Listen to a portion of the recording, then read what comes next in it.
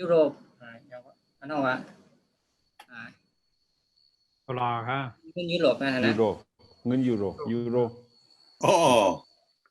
2,000ยูโรนั่นน่ะยูโรนั่นน่ะเงินยูโรเนี่ยที่แต่มสุดเนี่ย2 เหง3 เหงยูโรนะเพราะอะไรขึ้นนะพระราชไต้ยูโรในกาleตัวละเอียดอ่ะกาสเตียก็เห็นเมืองกี่ไทยอยู่ก็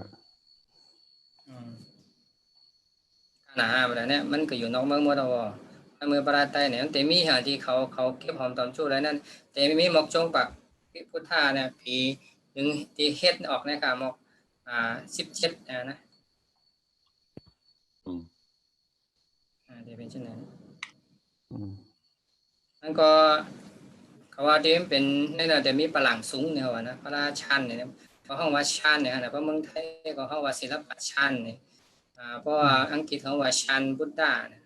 แล้วมันแต่มีสั่งเขาว่ามีฝรั่งในสูงเขาแล้วก็มีมือในห้องว่านั่งเป็นอังเตมันนะแล้วก็แต่มีที่สูงที่โหเนี่ยมันเหมือนหมาน้ำเตาเนี่ย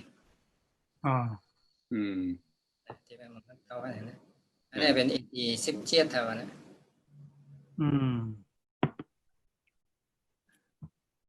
ที่เขาพยายามหันยามหูมาได้ว่าพระที่เหมือนก็ได้ยามหันเอาไปก็ห้ามหูจักว่ามันเป็นพระในเกี่ยวเนาะอันทองสีเหลืองเนี่ยนี่เป็นพระร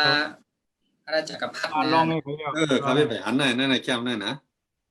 เป็นพระราชจักรพรรดิพอเฮ็ดเฮาดอกขึ้นเฮ็ดขึ้นนั่นนะว่านะเพราะว่าพอหูจักหานะมันเป็นเหมือนเพื่อนนะก็มันก็จะได้รับอิทธิพลมาทั้งหลายทั้งเกียงแสนบางทั้งหลายฟองเลยครับมันให้พระทรงเครื่องอันนั้นก็มีนั่นครับมันปาหมดกันนะปานกุมปาหมโหพามอันนี้เก่าแก่นะนะนี่เป็นพระรามห้อยมือคือไทลื้อเขาว่านะไทลื้อเพราะว่าทั้งไทลื้อ12พันหน้าต่างสิ่งได้มันก็มันเด่มรอบมันนะมันเดี๋ยวรอตั้งกิ้งแซนทั้งเจ้าคุยกามาได้หารู้นึงก็เนี่ยขัดตัวก็พระใต้ในระดับได้หับพิงทุ่งพระสิงห์พองนะก็เปิดเป็นปังสมัติที่เพศแต่สำคัญมีภูมิภาษาก็การเลยหับพิงทุ่งตั้งเมืองมานอันเป็นตั้งปานอินว่าเขาจะในมาทำขึ้นหย่องย่านเขาจะในปานจะในมาพองเพราะว่าพ่อกับตัวหวนหางพระว่าเสประกาศเนาะเนี่ยมันสิมีมาแค่ง่ายๆจะเนี่ยปานอินว่าจะไปจกไปมาถึงตีกงปองแน่นะอมราปุรามันตะเลเนี่ยนะก็นั่นได้หับ2 ภายใต้เนี่ยได้ไปหับปิดเก่งเสียนปานเจ้าแหวอย่าไรหับที่มานปาน16 century เนี่ยกัน16อ่ะพอเอาปืนว่าได้ก็ปีนหนองได้มาซิมไหลเมืองไต้บางเวงพอไงแล้วก็เอาพระสังฆามาเอาพระสังฆามันเจ้ามาว่าเผยแพร่ศาสนาจอมเนี่ยมันเป็นเฮง5 ปาก50 ปากจังนั้นน่ะเนาะกำนั้นเป็น16 century 16 century กำนั้นเนี่ยไว้นั่นน่ะเพราะว่าไปยินน้องลูกก็เอาอาณาจักรตองงูมันนั่นก็ลูกก็เอานะก็ลูกมันก็นึงมาตั้งหย่องย่านนั่นน่ะเนาะหย่องย่านมีได้มาตั้งหย่องย่านปานซะเนี่ยอันที่เกศาสนามานเข้ามาเมืองไทยนำน่ะกอบนั้นพอเอาตัวปืนว่าได้ก็อันเฮาเตรียมเจ้าอันเฮาไล่ไว้ที่โยนพระสิงห์นั่นแหละกันได้ไว้มาขึ้นศาสนามานเข้ามาแฮงเมื่อปันหย่องย่านซะในมาแถวกงป่องซะในก็นั่นละอันเอาอิทธิพลอสามันมาจอมซะเนี่ยมันก็แต่สืบต่อกันในเนาะแต่ตีในมานะอันนั้นเด็กขึ้นมาทางนั้นช่วงปากปี18นะอันนั้นปันก็เเพิ่งกันนี้อันนี้เป็นพระราตีแสนวีแล้วก็มันก็จะเป็นนกลายลั่นหน้าหานั่นเลยนะลายฮับเทเลปาดลั่นหน้าเก่งใหม่มันพอเป็นจังไหนเขาเตหันว่าแข็งแรงว่าศิลปะไทยมันก็มีอยู่เป็นจังไหนมันเต็มเหมือนที่เขายำหันที่เขายำหัวนะก็ในเพราะศิลปะมอก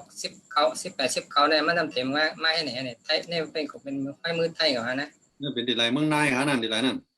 อันนี้เป็นดีว่า นันทารามเนี่ยที่พะเยาอ๋อพระรามไม่ซักทางที่สุดอ่ะวัน อันบ่ว่าอันบ่วัดไทยวัดใต้อันมีอยู่จอมพะเยาเขาลำปางเขาเชียงใหม่เขาอย่างเช่นนั้นมันเป็นปานกงปองอ่ะปานอมราปุราชน่ะก็นั่นแหละอิทธิพลมันก็มาแห้งกับเขาน่ะอิทธิพลมันเข้าในกันนึงพลาน่ะที่มีกงกิ้วกงโหที่ในนั่นน่ะดอกนี่อันนึงแล้วก็ปลายสังคติที่นั่นน่ะเขาที่เน้นเป็นพิเศษอีกนึงเฮ็ดนำน่ะโยนำน่ะนะปานอมราปุรากงปองจังน่ะปานกงปองนั่นน่ะเนาะก็มันเมืองหลวงมันก็อยู่ที่อมราปุราว่าก็อยู่ที่อินวาก็อยู่ที่มันเดเลนั่นน่ะนะหลายๆมุงปอก็ของมันเดเลมุงปอก็ของอมราปุระมุงปอก็อินวาปันที่2นั่นน่ะนะมุงปอก็ห้องปันกงปองนั่นก็ห้องมันเดเลนะฮะเนาะมันเดเลเด็ดปันมันเดเลอะไรพระไตรกำเนิดนั่นที่ออกเวลาในที่จอยกายยามนะครับมันจะมีที่เมืองนายเนาะเมืองนายกับเมืองเก่าที่เมืองนายเมืองนายเมืองนายเนี่ยเป็นศูนย์กลางใต้หันหน้ามันก็บอกได้แล้วก็เขามีแค่พางนั่นอันนี้ตีเหนือมาทั้งหมดอันนั้นกำเนิดนั่นเป็นเมืองนายเนี่ยทั้งหมดแต่เด็กเป็นเช่นไหนนะพระเมืองไทยในเมืองไทยที่ในป้าสิบใครเนี่ยเราเป็นมาเช่นนั้นเลยเวลาถ้าแต่ทันว่าพระนั้นเป็นอาตุละเนี่ยเพราะว่ามีสังเมือนเนี่ยก็ไปอยู่ที่ไรเนี่ยก็มันก็เหมือนเข้านะเต็มเมือนนั่นค่ะพระไทยก็เป็นหน้าตาเหมือนไทยพระไทยก็เหมือนไทยมันเมืองเขเมืองกับอันนี้ก็เป็นเหมือนกับอันมันเขทั้งกว่าที่ขนาดนั้นว่าอาตุละนะหัวที่ทั้งเหมือนนั่นแหละเหมือนไปอยู่ที่ไรก็เหมือนนั่นนะในห้องว่าพระเป็นเจ้านั่นแหละฮะจะหันว่าเมื่อเก่ามาจังเจ้าคูตัวเราจะคูอากาศใครเนี่ยมึงศรีลังกามึงอินเดียเนี่ยพระเป็นเจ้าก็เป็นกะลานะหน้าตาก็เต็มไปเพิ่งแล้วมันมาตั้งในกองหันเหมือนนะเพราะว่ารัฐอยู่จำคอมเมนต์เนี่ยก็พระเป็นเจ้าก็เหมือนคอมเมนต์กว่ามันกว่าไอ้นี่อันนี้ว่าหนทางกันเนาะเดี๋ยวเขาก็ที่เขานับถืออยู่ยังปูจอกันอยู่กูวันเขาจะเรียกว่ามันก็มีดีกว่าที่มากเพื่อแต่สั่งอะไรเพราะว่าเพื่อแต่เป็นพุทธานุสติเนี่ยนะพุทธานุสติเพราะว่าจำยอมแน่นอนก็พระเนี่ยแต่มีน่าแต่มี2มีนะเพราะว่าพระต่างโตพระเต้พระต่างโต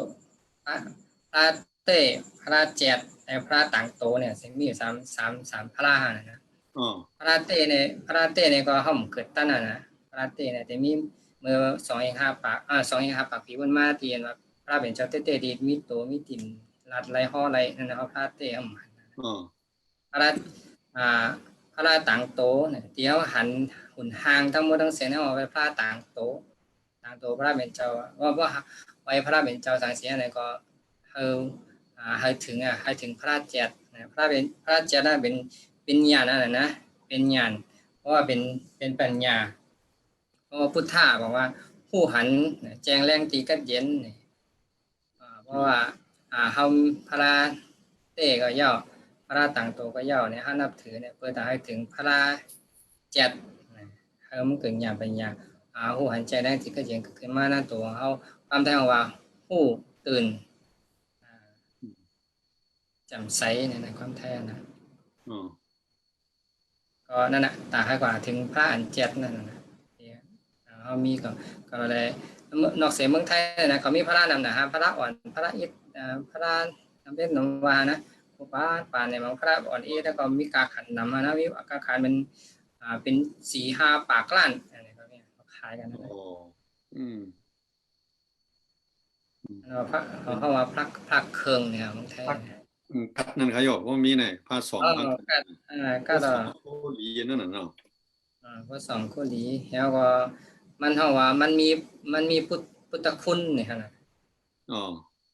อ่าน6 ปากล้านอะไรที่เขาขายกันนะปากล้านเป็นพระอีเด้นะแปลกอย่างก็คนก็นับถือคนก็ยมจำคนก็หัดซื้อหัดขายกันไม่ใช่ไหนฮะที่เมืองไทยฮะนะก็นะครับมาตัวอินขนาดอะไรอย่างนั้นมาไหนตี ในสองสองของต้องให้เป็นติไรขนาด เมืองนายครับ พวกนั้นน่ะ เมืองนายเขาน่ะ แล้วไปเมืองในน่ะ เมืองนายเขาน่ะ นั่นน่ะ เมือง ใน นาย เมืองในก็มาตัวไหนที่เหมือนทั้งแสนวีอันนั้นน่ะที่ข่าวภาพขึ้นมาไง แต่ผมมาด้วยเนี่ยจึงเจ้าก็ก้าวน่ะอันพาอันจากกับพาสังการมาผมไปไอ้ครูผายทั้งผายทั้งซ้ายเนาะ ขวาไปขวา ผายทั้งอินเนี่ย สำคัญปลายมือสี่นิ้วนำเป้งกันในปันหนึ่งสุโขทัยก็เฮ็ดจังได๋ไหนนะ อ๋อ ที่เมืองนายเนี่ยเจ้าขอยามก่อนเนี่ยตึกเหมือนในหมดหรอคะเนาะตึกมีจังไหน มีของ ได้ตึกที่เจ้าไหนของเจ้าเขาต้องต้องอันนั้นมีหลายที่เพราะนั้นในที่เมืองนายเนี่ยเจ้าคุยกันเสนาใครได้ยินกันหรอเมืองนายในพุทธศาสนาก็คือเฮืองมือปานใดในยาวกองขึ้นอย่างหมดรับกว่ามือปานใดซ้ำใดออสาอินฟลูเอนมาตีไหลเมืองไหลในขณะที่เมืองนายเนี่ย ปืนเมืองนายในอันเขามีอยู่ตอนเหลือนั้นเป็นเตรียมมาแล้วคำว่ารับเจ้าก็ประกาศตัวเนื้อไผ่ไทยได้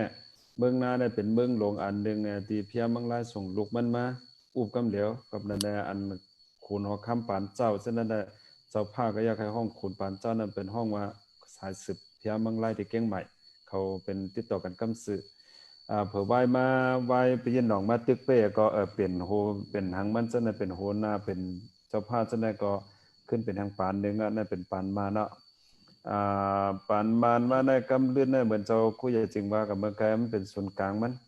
อันอุบเมืองใต้อันปอดจานจะในปอดจานปอนจะในมานเขาส่งเขามาซิกแก้เขานั่นน่ะเนาะส่งทับซึกอันมาทิ้งของเมืองใต้ในมาไว้ที่เมืองนายกับนั่นในอีสังก็เมืองนายในเคยเป็นศูนย์กลางมัน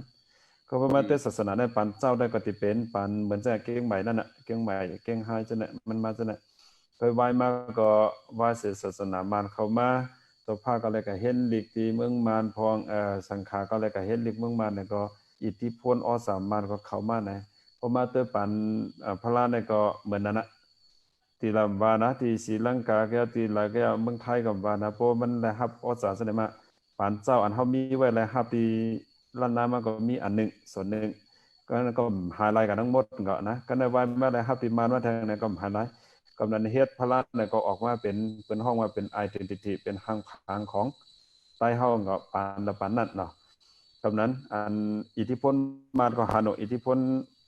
ลอสามานก็หันอสาไทยก็หันเฮาเหมือนมานนำหมดอันเนี่ยก็ทำเหมือนกันนะเฮาเหมือนไทยหมดเนี่ยก็เหมือนก็นั้นก็เป็นพระใต้นั่นน่ะว่าซื่อๆก็พระใต้เมืองนายนั่นน่ะว่าเป็นที่เมืองนายก่อนนะมันก็เป็นซะแน่นะสภาวะมันน่ะก็เมืองเฮาเนี่ยอันเอาหมอกกินในแค่ในลาเลมีกันนะมันมีนางแล้วอุดจะในเฮ็ดหมอเนื้อก็นึงกันนะอุดเปล่า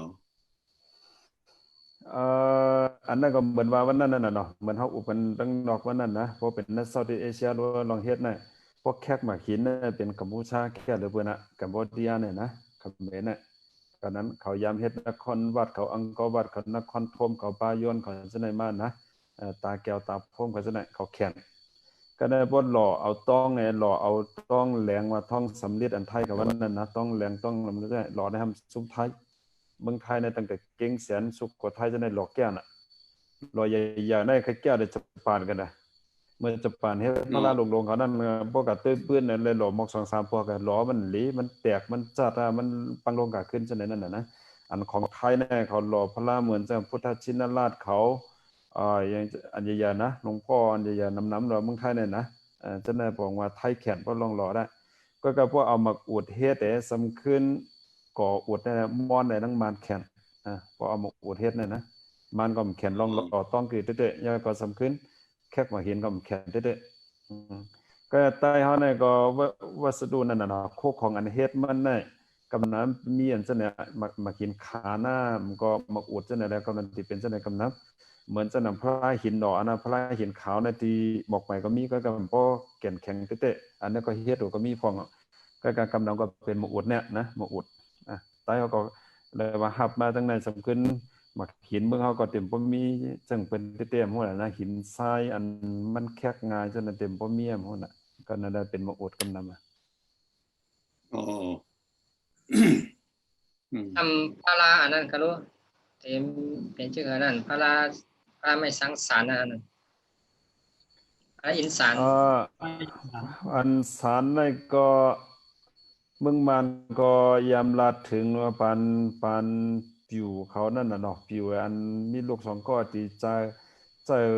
ที่ปันขึ้นเป็นขนนั่นน่ะให้เฮ็ดทับภายที่ไว้เลยภายในนั่นน่ะก้องคำก่อเอาก้องสำสารเอานั่นน่ะแล้วพอสารนั่นแล้วที่เป็นพิงทงใต้อ่ะนะอันตั้งใต้คำตีเขาใต้ทั้งหลายเนี่ยเฮ็ดเหมือนจังหนังว่าเอาไม้มาสารแหน่เอาทรายเอามาหินใส่ได้ไงเฮ็ดเจดีย์เฮ็ดถาดก็มีเฮ็ดเจดีย์จังได๋ก็มีก็ในอันเอาไม้สารเฮ็ดพลาเนี่ยก็อันเงามันเหมือนจะทั้งเมืองขากในอันเฮาห้องพระอินสารนั่นน่ะนะพระอินสารในห้องว่าอินสารอินเนี่ยเป็นคุณอินทรานั่นน่ะนะคุณอินอันตั้งที่ห้องว่าคุณสักยะคุณสิกมันห้องว่าตจามินนั่นน่ะเนาะสักกะนั่นน่ะบนปาลีได้ห้องสักกะนะมันเฮาก็ห้องว่าคุณสิกยะนั่นจอมมันนั่นนะทางเมืองเฮาในห้องจีเก่าบ้านห้องอินทรานั่นน่ะนะจึงก็เป็นจีก็อันเดียวกันหมดอ่ะอันเหมือนจะเมืองขากนั่นว่าเผก็มาสารเนาะก็ได้ติมาสารตินาเนี่ยมีเผหมอนนั่นแหละครับมีคนเฒ่ากองมาจ่อยสารพอถึงข้าวกินข้าวสำหายกะเพิ่นคุกจะไล่บ่คุกจะแลมติถามซำบ่ติมาถามติทำลืมติบ่มันหายกว่าในจังไคคุกจะไล่ว่ามันเป็นพันนะเผยยาวมาเป็นจอเป็นพญาอินโยเนี่ยว่าเป็นพญาอินเนี่ยมาจ่อยสารนั่นน่ะเพิ่นก็จ้องห้องว่าพระอินสารน่ะชื่อมันได้มานั่นกำนั้นก็มีกับกุฏินะอันนั้นก็ทำเพราะสติตัวกันเป็นที่ใต้อยู่ละลายนะอันมีพระอินสารเนี่ยนะตั้งแต่อินเดียเมืองไทยเมืองมานเมืองใต้ทั้งเมืองเขตแล้วในที่ใต้อยู่ละลายก็อันนั้นกำนั้นในลองการสารการหังเนี่ยก็เป็นฝีมือใต้อันหนึ่งใต้เขาแข่งการสารกันเนาะเพราะว่าจะนั่นก่อนนะอันนั้นก็แล้วเป็นใต้ยังไงอ่ะผมว่าพระอินสารมันก็มีในไตนั่นน่ะเนาะเพราะว่าอันค้นหาหันนั้นตั้งวันสุดนั้นก็อันมีหลักฐานว่าเขาหันเป็นพระอินสารนั่นค่ะมันมีติหลายเดียนตั้งวันสุดนั้นมีทั้ง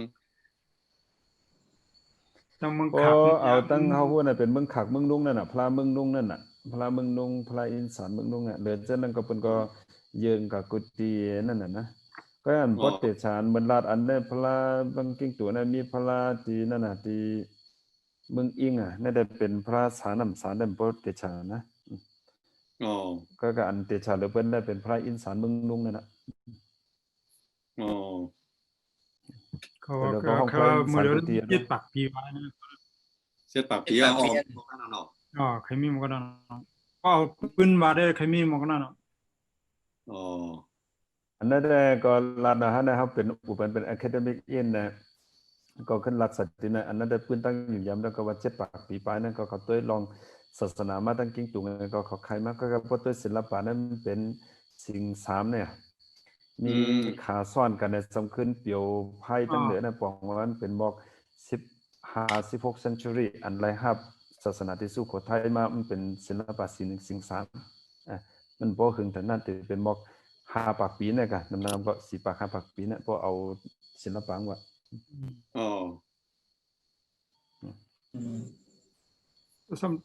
ก็ไปได้สำคัญที่เตี้ยนะเนาะเขาไม่สานไงถึงมือคนมาหลาย10 ปีแน่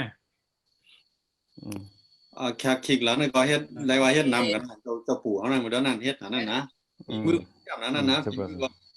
เพราะว่ามันห่างเลียมันเหมือนพระลิมแต่ว่ามันฝีมือดีกูปองในใต้ว่าเฮ็ดจังนั้นแต่นั้นเหมือนจังนั้นที่ลังคือในมีพระในเขาเอาไม้สารแล้วก็เอาปิกเนี่ยนะมาเฮ็ดเป็นหนังเป็นเนื้อมันเจ้าเนี่ยแล้วก็เอาหักตาเนี่ยเขาที่ถึงหนังกันนั้นมีลังคือนะสารเอาแล้วก็ปิกเฮ็ดนั่นแหละอันนี้ว่าลายพระห้อยมือเท่ๆเป็นไต้เฮ็ดนั่นน่ะมันได้หมดได้เราเป็นพระสารกันเนาะเขาพยายามหันเยอะที่ข้าส่งบันเจ้าคู่มหาเสนานั้นว่าเห็นตัวมันมีแต่เมืองย่างนั่นฮะนั่นเมื่อเดียวเขาเอาทับนาใส่ไว้ในทารานั่นนะอ๋อว่าเห็นตัวไหนเขาเฮ็ดมาพยายามเจ้าคู่เขาพยายามนี่ก็หูว่าเห็นตัวไหนมันอย่างเป็นว่าลายนี่นั่น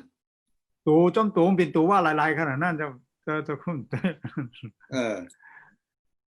จอมตัวเป็นตัวว่ามุดเขาน่ะนะ ของเมืองใต้เขายามหยุ่มยำว่าพวกว่าในพวกใส่จอมพวกซ้ำหมอบอกเขาจำซ้ำแขนจังนั้นน่ะนะพวกซ้ำจังนั้นน่ะมันเขา มันเฮหามอะไรนั่นน่ะเพื่อนเดมาแก่นว่าสังเฮหามอะไรจังนั้นนะ ยาวกับพระ ต้องปวดออกโคนในก็มีเหรอ นะ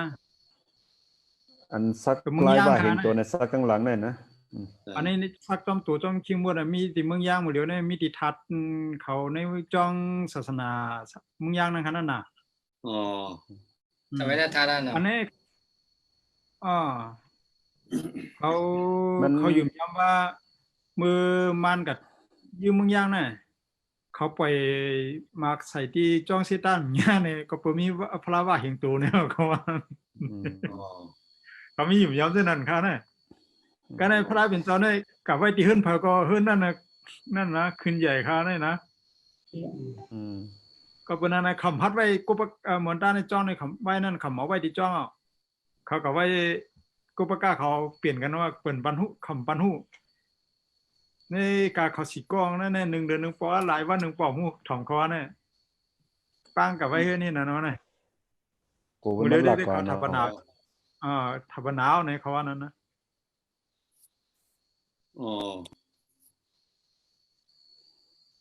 เพราะว่าเมื่อเหลียวผมขึ้นมาด้วยเหมือนเรื่อง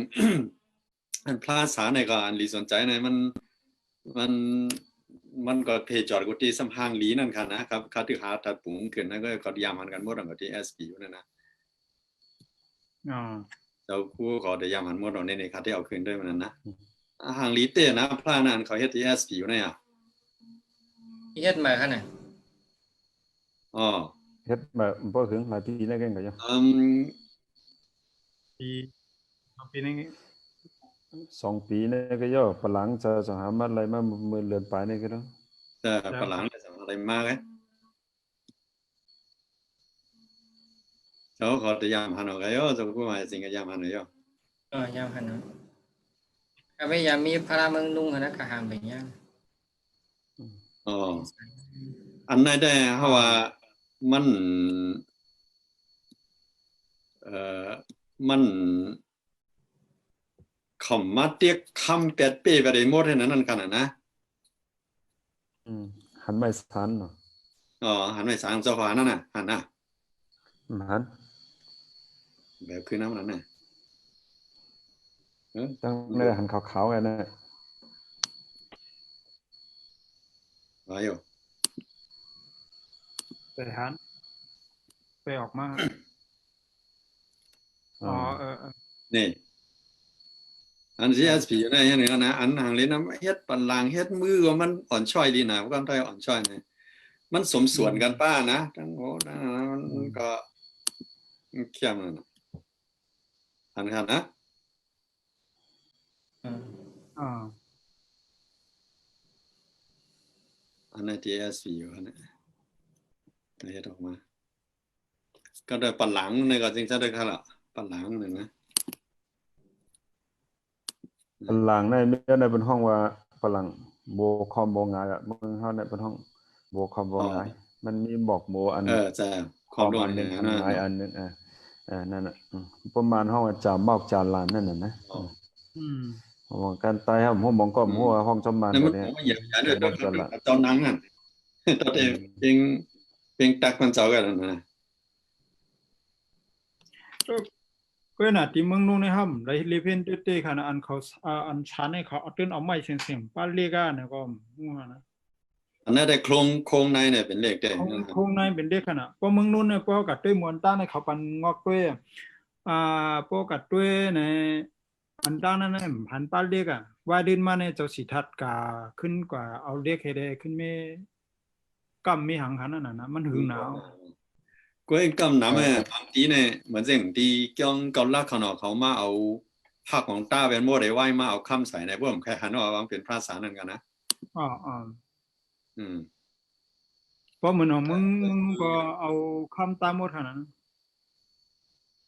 เพราะอันเป็นภาษาในพวกมาด้วยในเป็นปานสุโขทัยแน่นอนเป็นปานอะไรนะมาด้วยเนี่ยมันก็เรียก อันนี้ได้เฮ็ดมาก็บ่พระเมืองตรงได้ปาน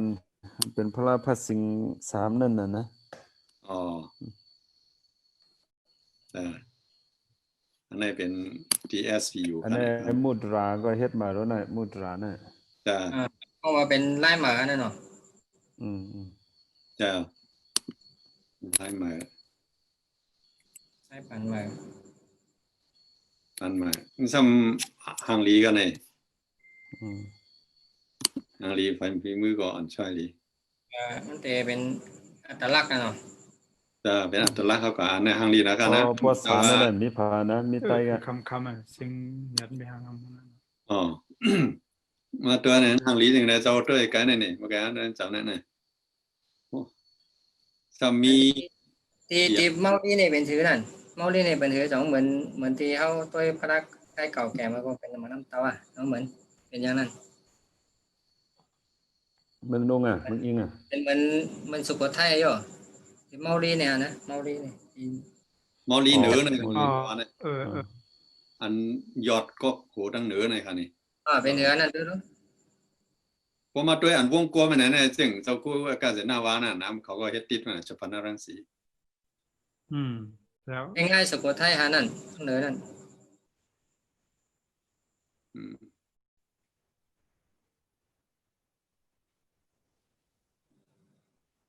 ฝรั่งพอมาใส่ไหนฝรั่งขึ้นมาไหนก็หางดีมาแทงนะแคมส่วน เขาก็น่ะพอภาษาในป้อมตาหักนี่ช่ำติเป็นห้วยค่ะเนาะ จะเขาต้าในเขาเมื่อเหลียวในเขามีแลกเกอร์มานะเฮ็ดให้อันคามอดคาปกนั่นน่ะ อ๋อ โอตาหักเขามาตาท้องปีกกันหมดเลยมันหันมันหัวเป็นภาษาเนาะ เจ้าครับ มันเมียวต้อง มันเหมือนสิ่งที่เกาล่างนั่นน่ะว่าเริ่มใครหัวนั้นหัวได้ว่านี่กับภาษาเนี่ยหมาเนาะกันนั่น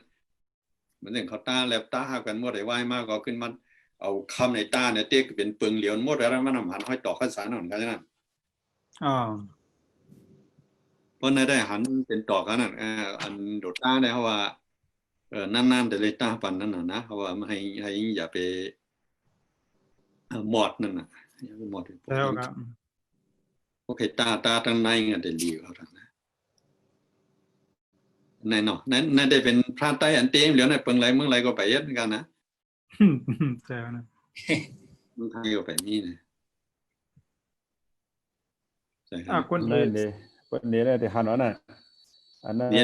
มือถือนี่เป็นพระล้านตอง อ๋อใจ คนจะพระมึงอิงอ่ะพระเสียนตองพระเสียนตอง ก็ใส่มา เหมือนน่ะ ก็ใส่เข้ามาแน่ๆหรอก สูงเม็ดเสีย อันนั้นมีในมือถืออะไรมันไปมีใน ผมว่านี่ไม่เสร็จได้หรอกสองนี่ไม่เสร็จข่าวขึ้นเนี่ย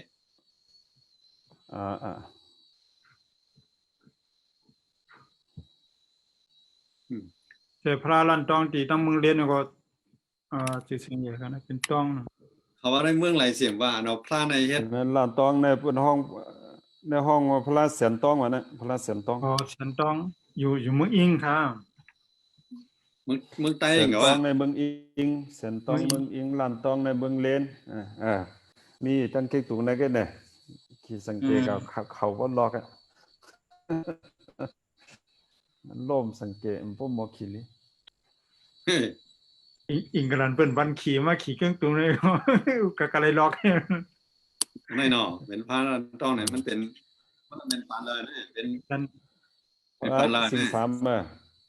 สิงสามกันน่ะ อ๋อก็ปานหลังในเป็นใต้เนาะ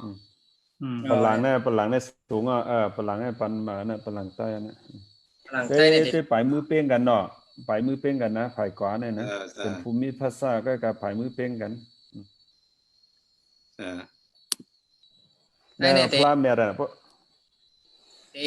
ตั้งเก่งตุงเนี่ยเขาว่าพระเมียดเนี่ย30นะพระอินสารเมืองนุ่งพระเสียนตองเมืองอิงพระล้านตองที่เมืองเล่นน่ะก็เลยก็ไว้ทั้ง30อันนั้นไว้30แล้วอ๋อมีเราเนี่ย เขาก็เลยไว้นะหันมาเร็วไว้มาเร็วก็เลยเขาเนี่ยนะใครว่าเที่ยวเขานั่นน่ะนะ แต่เหมือนนี่น่ะ อ๋อ ผมมาตัวไหนเนาะปันเท่าว่าพระเป็นเจ้าก็มีนี่ก็ในพวกเขาเจียงไหนจังเขาที่ย้อนเขาว่าปรึกษาถามเรื่องอุปเจ้าเขาเนาะในเมืองใต้เขาในเมืองเหลียวในกำน้ำในเขาติดกับเอาปืนมานะว่าเหมือนคำพองก็เมืองมานไม้คำพองก็กำน้ำก็เมืองเหลียวในมาเอาเมืองไทยก็รวมใครสมานจะไหนก็มีอยู่ กำปองก็ตึกเอาเมืองมานมาเนี่ยก็ในสองห้องได้เฮ็ดไรพาว่ามันจึงเฮาว่าเฮาเอาเสียอันให้เป็นพระไตรเปิ่นไตรเฮาในอันใดอันหนึ่งอย่างนั้นกันนะเหมือนหนึ่งเฮาเอาเป็นภาคของเมืองก็เพราะว่าในเมืองใต้เนี่ยเฮาว่าฮู้จักจื้อก็เป็นใต้นั่นนะเอาให้บ่เป็นพวกเมืองไทยได้ของว่าเขามีปอนจองเนี่ยเขามีพระประธานเนี่ยนะพระใหญ่เป็นพานเป็นอันใหญ่เป็นชุดนั่นนะเอาตามวางไว้ให้เป็นประธานามันอยู่ในจองนั่นเนี่ยพอมาด้วยเนี่ยเฮาไหว้มากะกันเนาะให้บ่เป็นเปลืองเฮาของเฮาเนี่ยเฮาได้สร้างไว้นะครับนะเหมือนมือเดียวพอขาดจำปืนก็กำนำได้ก็นั่นน่ะเว้นน่ะเฮาขาดได้อันปืนที่เฮาค้ำเตรียมนั่นขนาดนั้นเนาะอาจารย์อย่าจริงว่าค่ะลองเพราะว่าเฮามาด้วยว่ามันใต้ในหนึ่งเนี่ยมันเฮาว่ามันหยาบหลายตั้งนะตีเฮ็ดกล้วยนะแล้วก็ตีกว่าในต่างตีมาในกำน้ำเนี่ยมันเจ้าก็ซื้อเฮานะเพิ่นดูมาหั่นน่ะเพราะว่าเมืองไทยในกำน้ำในมันรู้เมื่อซื้อมันก็หาเงินกันในก็มาซื้อก็มีนำที่ซื้อก็สิมีเอวก็กำน้ำในต่อเมื่อเป็นรถ10 ล้อในกำน้ำมันกว่าดูอะไรคาเฟ่ต่อเมืองตั้งมันคันน่ะแต่เมื่อปี2เอง2ฮีเจ็ด8นะครับซึ่งต่อเมืองพระตองพุทธชินราชในหน้าตัก72นิ้วตามจริงต้องเขานะอันเป็นโยมผมทีไงเมื่อคณะเอาเมื่อในนั่งจะเสียพี่ฟังหลวงกันนั่นอะไรคืนเมื่อกันนะเกี่ยวอะไรต่อเมื่อปานนั้นขัดทางได้นะเจ้าอันนั้นขัดทางได้ขยายบนสุดปานนั้นครับอย่างเมื่อยาวกว่าตึกยามนะเมื่อตั้งอะไรว่ายามนะแล้วTikTok คำที่เราเสียปุ่งรวยเมื่อจะไหนกันนะมันก็เมื่อต้องขู่เนี่ยก็ได้ว่าผ่านเมื่อไรนี่เมื่อปานนั้นตึกทุกชาตินะก่อนนะเพราะว่าลองการอุบกันเนื้อเพลินจุ่มการเมืองเขาก็ไปเฮ็ดเต้เนี่ยก่อนอย่างเฮ็ดออกมาแล้วก็มีพระราอินสารนั่นนะที่ว่าเป็นเฮ็ดรายงานแล้วก็เต็มพอลงทุนนำมันก็มันเหมือนพระราติหล่อนั่นนะเพราะพระราหล่อในหมอมือของเฮาเต้ๆนี่ก็เทมีเพื่อการตัดมันหล่อ10เนี่ยมันออกให้ก็เต็มมีป่ะเห็นนะเฮาเฮ็ดไหนไรค่ะเฮาออกแบบเฮาก้อยก็เฮาจ้างเพิ่นหลอกเมื่อสอนปันเฮาอะไรหล่อยก็ว่ามาเอาขึ้นหล่อให้เปลี่ยนเปลืองเฮาหมดได้นั่นอะไรอย่างนั้นพอมาโดยขึ้นจังได๋ขนาดคนหัวกองปอมาทั้งนำมันก็เฮาขึ้นมาวัวในเฮ็ดมาเอามาเอาเฮาแปดเปลืองมันก็นะว่าเหมือนซึ่งเปลืองอีหยังสิว่าพลาดได้อันสิอันนั้นนะเฮาไม้เฮาขึ้นมีอะไรหังหลีให้เป็นปานไหนนี่จังนั้นก็ติดไล่นั่นคั่นนะมันเฮาว่าห้อมไปหมอก็มันลูกที่เปิ้นมาฝึกมาสอนมันเฮานั่นน่ะนะก้อยแต่ที่หาเนื้อตวงเนื้อสังนั่นแต่หยาบเนี่ยเฮาบ่ห้อมไปมีฝีมือจังสู้กะว่านั่นก็เฮ็ดเป็นปูนยังบ่ได้เลยเอาสักคุยกลางว่าเหมือนกันนั่นที่แต่พลามันก็มาจอมนั่นน่ะเนาะมาจอมปืนนั่นน่ะเพราะมันก็พอเฮาที่ได้บอกเพิ่นเตรียมไว้เสียตาก็พอตึกปืนน่ะพลาใต้ก็เอาที่พัดสิงสำคัญและฮับติมาเนี่ยก็มาปองเป็นนั่นก็ได้เนาะเป็นหนทางพลาใต้เหมือนจังเจ้ามาอย่าจริงเนี่ยก็มาใกล้ค่ะก็มีแคบหางหันน่ะอันนั้นเป็นรองพลาเมืองมารอันเป็นป้อไว้ทั้งมีทั้งพลาประกาศพลาเมืองมารสำคัญพลาหลักฐานจังได๋ก็มีอันนั้นน่ะนะนั่นก็เป็นพลาใต้เขานะพลาใต้ก็เหมือนจังได๋นะคือเหมือนแล้วเพราะว่าซื่อๆนั่นก็เปิ้นบ่ยอมรับว่าเป็นศิลปะใต้นั่นนะถ้าเหมือนมาเต้ๆก็เหมือนถ้ามันไทยเต้ๆก็เหมือนในเปิ้นฮ้องว่ามันก็เปิ้นเฮ็ดทางเมืองใต้หันนำในเมืองใต้นั่นน่ะนะอันเฮาหันก็มันจะคุยจริงว่ามันใกล้พลังสูงแล้วก็ที่อันมูลนิธิโหนั่นก็กันมันมักน้ำเต้าเลยฉะนั้นก็เป็นอันเนี้ยเป็นจังได๋กำลังก็เป็นปังภูมิภาษาหมดอันนั้นนะปังเตอร์ลินแล้วก็ลายนังขาก็เป็นฟูโลตัสเดียนีนั่นน่ะนะเดียนามูดรานั่นอันนั้นก็เป็นตะเลนะเพราะอันเป็นเพราะว่าซื่อๆก็อันเป็นเลเพิ่น ปลายมอนแดสังอันเปิ้นกล้าขายหุ่นหางพระแลสังในเปิ้นก็ยอมรับว่าได้เป็นพระตายอ่ะนะชันบุดาอิมเมจนั่นนะนะ เขาว่าจะมีจังได๋กันน่ะเฮาใครเมพัฒนาทางอีเฮาใครตัวชื่อนั่นก็เป็นจังได๋ก็อันว่าเพราะว่าเฮาก็เฮ็ดใส่พระติไตเฮาก็เฮ็ดเป็นพระประธานน่ะที่เฮ็ดจังที่หล่ออันนั้นได้มันอย่าบังหล่อได้เฮาเอาปุงสามได้กับปันเปิ้นหล่อเมืองไทยก็ไล่กับปันเปิ้นหล่อที่มันทะเลก็ไล่พอเฮาหมอเฮ็ดทางก้อยได้ก็พอหมอเฮ็ดก็มาเฮ็ดน่ะอันจังได๋พอเคยออกทางปุงทางใต้เอาน่ะนะจังได๋นะ ก็ต้อยของเปิ้นมันหันกับ อันเฮ็ดเมื่อไกลเหมือนเจอคุยจริงว่านั่นก็เหมือนพระอินทานเจ้านั่นน่ะมันก็เฮ็ดหลายกุฏินั่นแหละหาในกุฏิเฮ็ดหลายกุฏิมันหลายปังไงมันหลายต่อส่งกันเราหลายมีการ transport นั่นน่ะนะ transportation นั่นมันมีนะก็ง่ายนั่นก่อนนะแล้วกันก็เป็นจังได๋นะแล้วก็สำคัญเพราะว่าซื่อๆก็ว่าทัดและสังที่กองหมู่และสังหุ่นหางพระและสังในเหมือนจังเมืองนายเขาที่กัดกูเขาที่อินเตงเขายก็เตียนเก่าๆนะเมืองใต้เหมือนจังเก่งเลือนเขาว่าเมืองกือง่า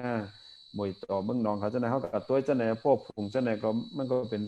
ฝีมือเฮาเนี่ยนั่นก็ฝีมือเฮาอิทธิพลอะไรที่เพิ่นมาน่ะเนาะหลายทั้งไทยฟังหลายทั้งมันฟังไหนมาก็ขึ้นมาเป็นโลโก้สไตล์นั่นน่ะนะเป็นของเฮาเนี่ยมันก็เป็นจังได๋ก็นะเหมือนอันเจ้าก็อย่าจึงลากับเมืองไกลนั่นพวกเมืองไทยเนี่ยก็เพราะว่าเมื่อปานเจ้าเมื่อปานตราวตีน่ะเขาก็เลยมีพิงทุงกุปตามาก็ขึ้นมาเปลี่ยนเป็นหน้าตาหังตัวเก่าของก็ได้บ่เป็นสุโขทัยเนี่ยก็เขาก็พัฒนาก้อยเขาเป็นลพบุรีเนี่ยก็เลยที่กัมพูชามาพอเนี่ยเพราะเป็นอยุธยาอู่ทองเนี่ยก็เอาทั้งลพบุรีสำคัญสุโขทัยมาล้อกันก็เปลี่ยนมาเช่นนั้นน่ะนะเมืองมานก็เหมือนนะเมื่อเตงก็เลยที่ป่าล่ามาไว้มาก็พัฒนานั่นน่ะเนาะเฮ็ดให้มันขึ้นใหญ่ก็เป็นหางมานมาเนี่ยหันต่อถึงที่ปานอมราปูรามันเดเลนั่นน่ะเหมือนจังนั้นในจังกว่าแล้วเนี่ยเนาะจังฮะอ๋อนั่นอันนั้นหลายแล้วนะอันนั้นมากแล้วหันจะแค่ฟังเนี่ยอันนั้นเป็นที่อนันตาพระที่อนันตาที่ประกาศอนันตาได้ใต้สร้างแต่เมื่อเจ้าสิรัตแต่เมื่อ11 century ก็กะหุ่นหางพระ20นะอันเป็นก็อันนั้นก็กำมนาสำคัญก็ตมาเนี่ยเป็นหุ่นหางมันทะเลเนี่ยนะตัวอันตัวกงโหและสังตัวที่ไล่สังการปลายสังกติสังการนั่นแหละสังเนี่ยเป็นมันทะเลเนี่ยเฮาฮู้ไหลอันนั้นที่อันต่างๆก็ได้มีพระ40นั่นน่ะนะในกับกุสันทายกัสปะนั้นสำเป็นพระปัญเจ้าเขาว่าในพระ20เมื่อไกลเนี่ยมันรู้แล้วกะเขาขึ้นก่อมาที่ได้ที่เร็วกันน่ะก็นั้นได้เฮ็ดมาปานกงปองนั่นน่ะนะอันนั้นได้เป็นพระปานเก่าเนี่ยอันนั้นมันก็ของมันก็มีพัฒนาการนั่นน่ะนะแล้วก็พระประการในพระในใต้ก็มีอันนั้นนะนำนั้นมื้อเดียวใต้นั่นนะอันนี้เมืองใต้ได้หันน้ำตาได้ซ่อนกันบ่2-3หอยน่ะนะซ่อนกัน2-3หอยอันนั้นได้เป็นพระป่าล้านแน่นอนอันนั้นป่าล้านที่นี่ปอและสังที่รักหายและสังทั้งประการพองและสังทั้งใต้ได้พองเนี่ยมันน่ะและหาพิงทุ่งเนี่ยมาอันตั้งเดี๋ยวได้นะมันก็ลูกตีไปตั้งในตั้งนานมาเดี๋ยวก็เป็นก็ต้วยกันในเฮ็ดให้หังผังมันจังได๋ก็เสร็จก็ไอ้อย่าได้เหมือนเจ้าคู่อย่าจริงว่ามันไกลนั่นน่ะพลากันดาราก็เป็นฮังเกกพลากุปตาก็เป็นฮังกลาพลาตราติก็เป็นฮังมอนพลาลพบุรีเขากัมพูชาเขาจะใช้วรมันที่7เขาจะก็เป็นฮังกัมพูชาพอพลาเมืองบานก็เป็นฮังมาใต้ก็หลดมีฮังใต้นั่นแค่เพราะว่าซื่อๆก็มันก็หลดเป็นฮังอันเฮาเฮ็ดไว้จังนั้นน่ะพุทธศาสนาก่อนที่เราก็เป็นแนวพวกนั้นมันมีidentity ตัวเก่านั่นน่ะนะใช่พอเป็นพระจังไหนได้กำนำได้เขาที่ห้องว่าพระอลองจังนั้นให้นะโพธิสัตวะว่าใครว่าเป็นจังนั้นกำนำแต่มันเป็นพระมันขึ้นจากพระอันเฮ็ดหังพระอลองเฮาว่าพระทรงเครื่องนั่นน่ะเนาะเฮาว่าจังนั้นมันเป็นเปิ้นห้องตื้อปันคุ้มจังนั้นเป็นห้องมหายานเขาทิเบตเขาจะไหนกันเนาะยังไงนะแล้วมันเป็นในปุ่มทั้งในมหายานมาพร้อมก็มาเพในเถรวาทในก็เปิ้นมันเป็นฮอดจำปูปฏิปุดดะนี่ว่า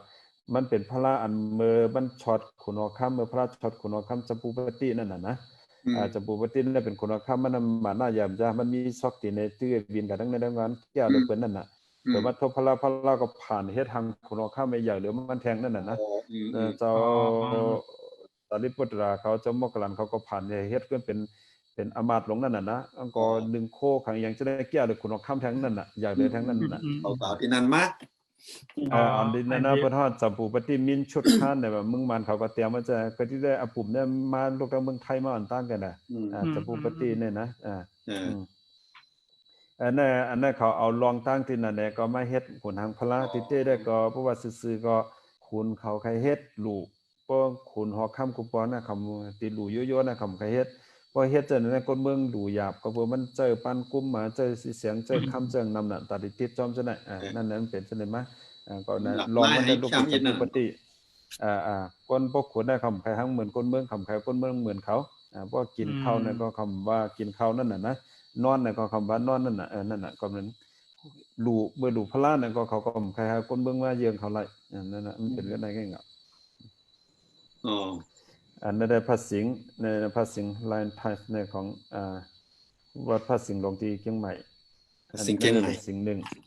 นี่สิ่งหนึ่งอันนี้มันได้เป็นสิ่งสามสุขไทยแบบนั้นแหละจะได้อันเก่านะผ่านก้นหอยใหญ่นะนี่นะนั่นแหละสิ่งเจ้ามหาเสนาเอาพระนี่อะไรพระนี่มานะพระอิสานเมืองนุ่งที่ว่าเก่าแก่สุดนี่ส่งบรรเจ้าได้ออกมาในต่อราปฏินั่นก็ได้อันเปิงไปนั่นก็กิ้วเนี่ยนะกิ้วตาเนี่ยมันติดกันกับมดคนตาพระลองจันทร์ก็เฮ็ดหัวนะตั้งเก่งใหม่ก่อนนะอันนั้นแค่พากันคำนี้ไว้ในผ่านเก่งแสนเอานั่นเนาะเราเล่กันมาโอเคอันนี้ได้ก็เป็นเนี่ยเป็นพระดังราคายอันนั้นเป็นพระปันเนี่ยพระมึงมันปันเนี่ยแต่แล้วได้ติดเป็นซะเนี่ยว่าต้องเลยสังพอพระหนังเนี่ยมีตั้งต้องไงตั้งหมากหินพอพระจุกเนี่ยกำนั้นเป็นพระไม้พระนอนจะได้เป็นพระไม้กำน้ำพระมึงมันแต่เหลือได้มีปั่นก้นหอยโหได้กระเปี้ยงกันก็มีเล็กๆเอ็นแล้วก็มีโก่งเกี่ยวที่ไหนแล้วก็ปลายสังกัดเนี่ยเขาเล่นปลายสังกัดเล่นนำหนักนะเฮ็ดทั้งแคบๆกำลังก็เป็นภูมิภาษาเนี่ยเปิ้นมากินก็ตาซบแรงในนั่นน่ะตาซบแรง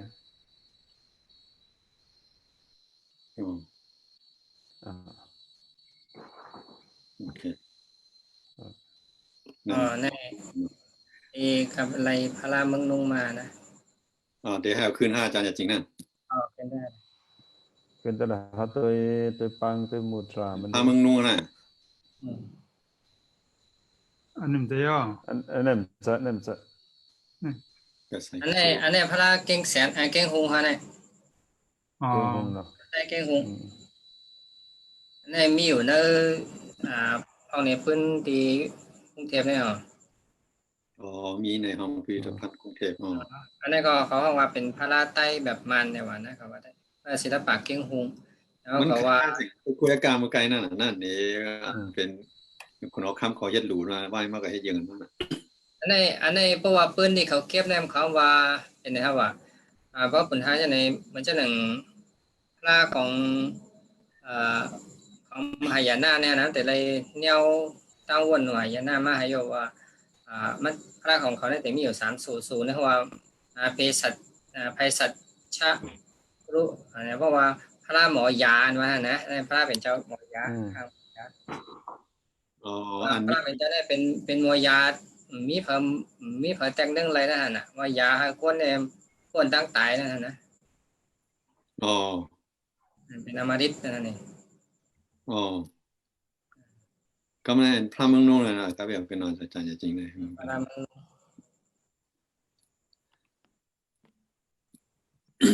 นั่นเนี่ยนั่นเลยเนาะเนี่ยพระเมืองนุ่งเนี่ยว่าผมสังกัดมึงนุ่งก็ว่าผมสังกัดน่ะเนาะสังกัดไปนะพระอินทร์สานเหรอเนี่ย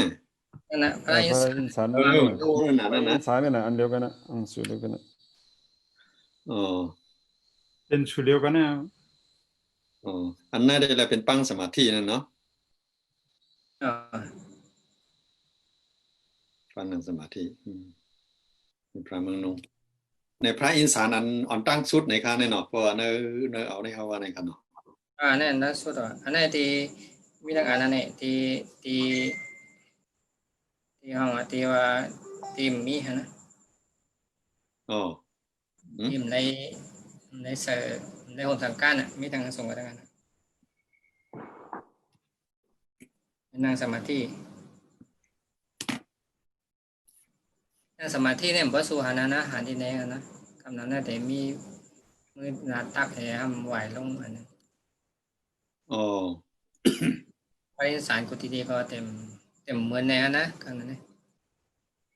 แต่อ๋อเป็นเดียวในก่อนเนี่ยนะ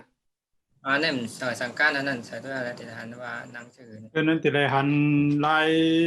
สังกัดติเลยว่านี่นั่นพระเป็นพระสิงห์นั่นนั่น อ๋อ คือว่าเป็นสิงคือสิงสามก็เยอะนั่นไม่นั่น จ้าสิงสามก็นางขาตามกันกันนะ นั่นก็ใน การเป็นปังสมาธิไหนเป็นปังสมาธิเนาะมันจะมีภาษาเนาะ ใช่สมาธินะเอามือซ้อนกันนะ มือซ่อนกันแล้วก็ขาก็ซ่อนกัน อันนี้บ่หานั้นไม่ไหนเนาะ กำนั้นน่ะก็หันเป็นภูมิภาษาสมาธิก็มีอย่างมีเอกก็กันพ้นน้ำ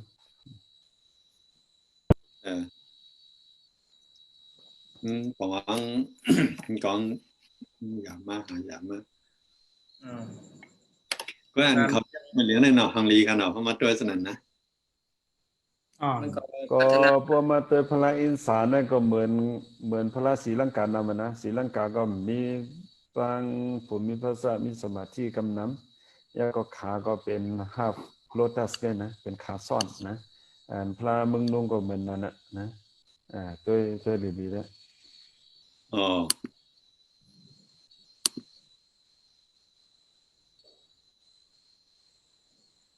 พระลั่นต้องนั่นเองนั่นหันเนี่ยนะขายังมีอะไร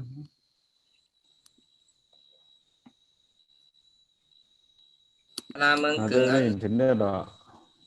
อะไรก็ปลาซื้อเมืองกึ่งปลาซื้อเมืองกึ่งในเด็กกับพุทธญาณในกองมูกองปนนั้นอย่าช่วยเงี้ยออกมาทางดีเอียนคำพิรเมกับโป้สมมติอะไรมั้งอันเก่าก็หายกับว่าที่เต้เป็นอะไรไว้อันเก่าไงเนาะเนี่ยเอาพิรเมกับโป้ใส่ก็เหมือนอันใหม่ขึ้นหมดแล้วเก่าเนี่ยเป็นเจ้าคือนั่นเป็นพระราเมียวหรอนั่นพระปันลั่นหน้าเนี่ยนั่นก็พระเมืองหน้าอย่างนั้นพระเป็นเมียวมาเมื่อใดเป็นเมียวมาไปถนนเกี่ยวพระที่ SP อยู่ในนั้นนะฮังลีเต้พระที่ SP อยู่ในนะเรียนเจ้าเขาว่ามันเข้มนี่นะ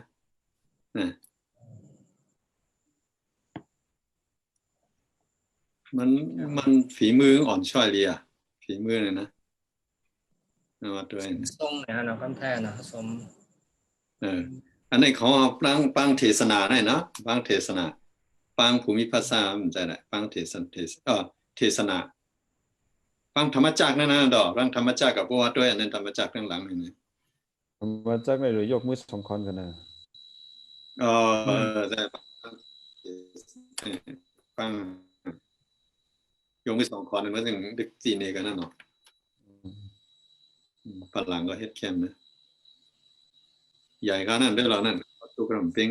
เขาแบบนั้นเลย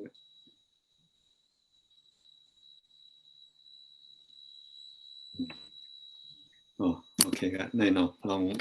ลองพระแต่อันตั้งหันถึงขนาดอันคาวิวาเมื่อกี้นั่นนะเฮียงได้เฮาหรือเฮ็ดอันมาในปานในก็พวกมันด้วยปาน10ปานมันมีเป็นปานออกมานั่นนะปานในสังเฮ็ดไหลเนี่ยนะเอาก็ขึ้นมาเอาไปยุกอันนี้อยู่นั่นเองเอาขึ้นมาเฮ็ดให้มันง่ายเหมือนมึงไต้กะเขาว่านะเหมือนไต้เนี่ยเอาก็ให้เป็นยุคในปานในขึ้นเฮ็ดเป็นปึงในกว่าในคาเฟ่อันจะดีอยู่นะ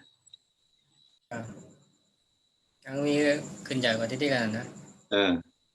พระสารในสิมาพระสารในเอาเปลืองพระสารในเป็นกว่าในเจ้าไหนก็ลำไรอันนั้นเด็กก็มันดูคนนั้นเขา สนใจไปมอนนั่นนะเนาะ จะไปมอน นั่นก็อยู่ที่จุ้มเสียจุ้มนั่นก็อยู่ที่พวกที่ว่าเนี่ยอ่าเพราะมันจันจอมเนี่ยก็มันจะมีฐานหน้ามันนั่นนะเนาะเพราะฉะนั้นเนี่ยเฮ็ดก็ได้เขาตั้งชื่อว่าเป็นidentity ของเฮากำเนิดนะขนาด เมืองเฮาในก็บ่ว่าเฮาไปมีกระบวนมากกว่าการค้นคว้างานวิจัยอาจารย์ลองเกี่ยวลองไปมอนไปเกี่ยวลองอาร์คิเทคกันว่าจังนั้นนะเกี่ยวลองไปโกดด้วยกูเก่าของเก่าขึ้นสืบเฮ็ดจังไหนมันเฮาถึกยบย้อนตกแต่งไปมีในก็ว่านั่นขนาดเนาะก็นั้นแล้วเฮาไปมีดอกเส้นไหนกันนะคนอ่อนเฮ็ดอ่อนสังคนขึ้นเรียบเฮียนจังไหนของไปมี ติเตก็มันจะโหลอะไรกันมักมันเฮ็ดเนี่ยเดี๋ยวมีหลายเมียวก็หลายนะเนาะครับก็มันทัดในก็เฮาเคยเอามันทัดโหลึงก็เป็นทัดใต้ก็ก็มันทัดเมืองกึ่งมันก็ทัดเมืองปลายมันก็ทัดตาของมันก็ทัดเก้งเหลือนั่นก็เป็นห้อยมือใต้แก่งกันนะฉะนั้นเฮาเคยเยื่องอันแล้วก็ไล่แก่งก็มันพลาน่ะก็เฮาเคยเอาพลาบักอวดอันจอมเมืองนายจังเมืองหนองจังได๋ทั้งนั้นมันก็ตัวพลาต้องเมืองกึ่งเมืองอันพลาใต้ห้อยมือจังได๋ก็ใครเฮ็ดสิก็เฮ็ดเฮาว่าเจอกันแล้วก็เฮ็ดหางจังนั้นก็ไล่นั่นน่ะนะนั่นบ่เปิ้นมาตัวคนเหมือนว่านั่นน่ะพอคนฮู้ไปมอนอีกนึงเพิ่นมาตัวเนี่ยก็อ้อแม่นพลาใต้เนี่ยฝรั่งสูงๆจังได๋นะมีที่มุนี่ก็มีเหมือนหมักน้ำเต้าซ้อนกัน 2-3 อันจังได๋นะนาเซมกังเซมอีเนี่ยกลมอีจังในพลาใต้นั่นน่ะพอเพิ่นฮู้เนี่ยเป็นตัวออกกำเดียวนะนั่นอำนได้ว่ามักมันไม่น่ะมันพระอินสารเนี่ยมันรัดกะยะมันจะเป็นพระใต้แล้วมึงอันเฮ็ดก็เป็นใต้กุฏินะมันมีติไรอันเฮ็ดมีกุฏิตั้งแต่อินเดียถึงเมืองมาไทยมาจนก็เป็นใต้เฮ็ดไว้ใช่ เมื่อหนังว่านะเฮาหลุเลยใกล้มีนะเพราะเป็นมีคอนเฟลนเฮาหลุใกล้ต่างนะก็เคยเป็นมากมันเฮาเนี่ยก็แค่ทางแต่ในมันเมื่อหนังว่านั้นนะเฮากัดด้วยว่ามันเป็นมุกตลาดซึ่งหือไล่นางไล่ไว้จังนั้นน่ะจังนั้นเฮาก็ที่ขึ้นฮู้นั่นเพราะว่าเฮาเฮ็ดจังไหนได้ก็มันก็ยากไปนะจริงๆก็มอนตั้งนี่ก็เลยว่าเฮาค้าเนี่ยแต่ว่ามันมีลองไล่รอดเรียบได้ๆได้แต่ที่เอามาเฮ็ดมันนี่กันได้ๆของก็ยากงอค่ะนะพระอย่าไปว่านะพระอันที่เสียงใหญ่แน่ๆเพราะว่ามีติแล้วเนี่ยก็ย่ำรอดค่ะเนาะเพิ่นก็เอากว่าเพิ่นเอาอย่างมันมีจังนั้นคั่นน่ะแต่ว่าจ้ามีพระดีๆได้ใครสึงชิมไม่ใครเอาไว้ที่ของใครเพิ่นฮู้นั่นน่ะ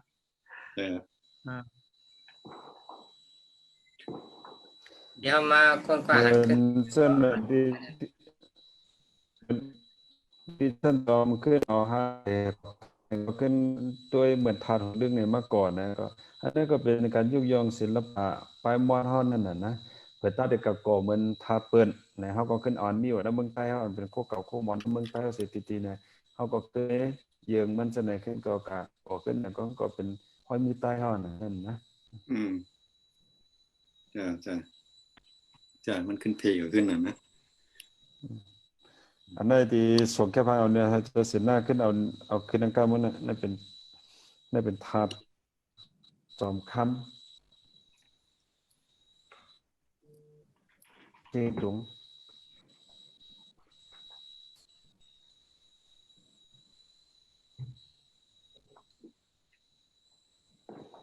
ตัดจอมเข้าน่ะเอาขึ้นได้แล้วจำคำในมีทางไหนเนี่ยต้องเร่งตัดจอมเข้าเนี่ยมันมี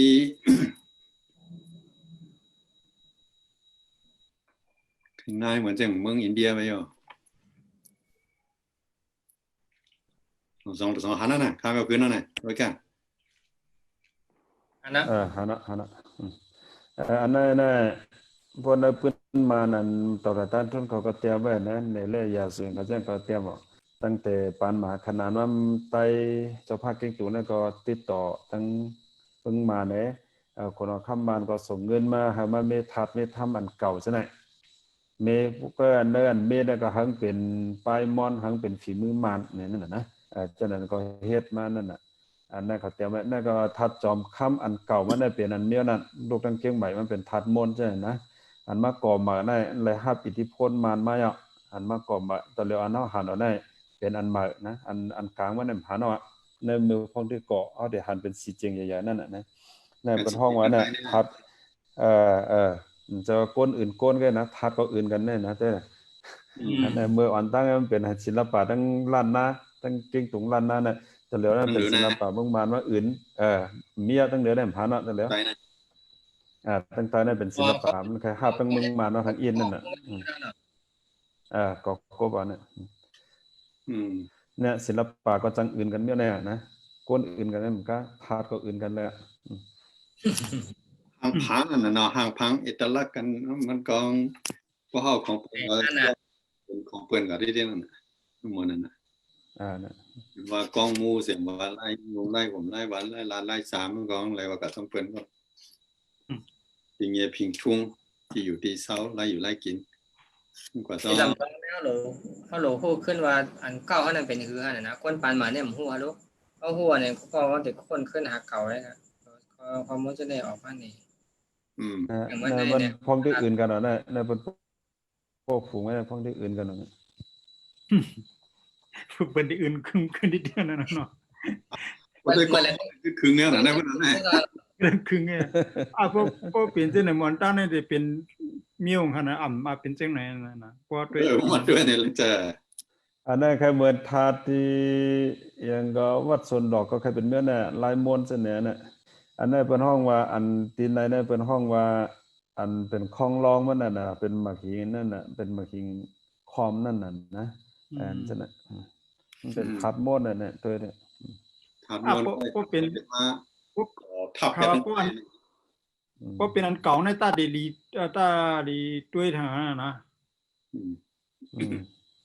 มันเพราะมันเคยดีแน่ๆเคยปานได้ก็อันนั้นได้ลูกถ้าจอมคำเก่งตุงตอนเดียวหาผงมาตัวละมีว่าถ้าจอมคำเก่งตุงนะวันนั้นเขาขึ้นมากำตันหันกำไว้แล้วฮู้หาในอินเทอร์เน็ตขึ้นมาตอนแล้วอันมีเหรอบ่หันแม่นได้ก็ตอนเดียวได้เตรียมบ่น่ะอันสิเจในอื่นบ่น่ะจังตรงแล้วนะจังเดี๋ยวจังตรงนั้นตรงแล้วว่ามัวตัวเองกันวันนึงอันนี้แรกเนาะกองมูก็กองมูอีกทางญาอื่นเนาะนายเต้นั่นนะอื่นหลายเต้เต้นะอันเขาลงกำเดือนนี่มันฐานไหนมันใจนะอันเลยว่าหึงว่างเอาหน้านั่นลงหน้าน่ะครับแค่ฟังได้แค่คือกันน่ะนะมันมีที่ป่องป่องเกิดขึ้นกันนะกลางเอาขึ้นหมู่ปานใดก็กเสร็จในบ่ถึงเยอะบ่มีกองถ่ายจังได๋นะกองถ่ายเป็นกองถ่ายซีกันเนาะอันนั้นตึกเฮ็ดแล้วนะตึกอันเฮ็ดแค่นั้นดอกยาวมาแล้วตอนเดียวได้ยาวก็อันเบอร์เขาอื่นกันได้เมื่อไรได้บ่ฮู้นะที่อันเขาอื่นได้หมดแล้วกบกินเหลือใครมาเสียงตั้งประกาศนั่นก็เป็นหลายๆนั่นนะต่างๆพอเหมือนตอนในเพราะว่าคำมาถมเพราะว่าในจริงๆเฮาสิได้ฮู้น่ะปีมันติมก็คือเต้ๆในติล่ามไหลกันนั่นน่ะก็มันเหลือได้มันหลายอันที่อันนั้นเขาสมมามื้อเหลือในอันนี้จะหาตัวในอินเทอร์เน็ตจะรู้ว่าพระธาตุจอมคำเจ้งตุงเนี่ยนะหาก็ขึ้นมาอันยาวมันตัวเหลียวนะเพราะนั้นเจ้าขึ้นไข่ในปืนนั่นเลยวันนั้นน่ะก็ได้นั่นก็ได้หาได้โจคาถึงหานะในตำนานเมืองเจ้งตุงนั่นมีเมื่อมาจอมเจ้า 7,000 ตู่ย่อเขามี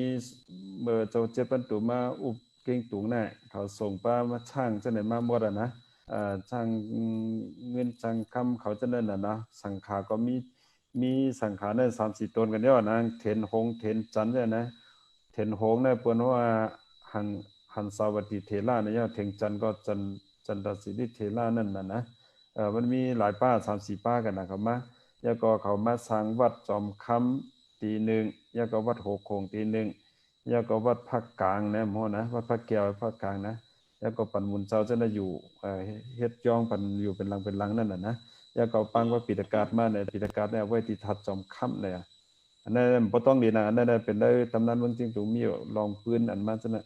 ก็กระทัดได้ก็เมื่อเตียงก็ห้องว่าจอมต้องวายมาถึงปานเจ้าภาพป้าไหลกับหัวนะเอาคำมาติด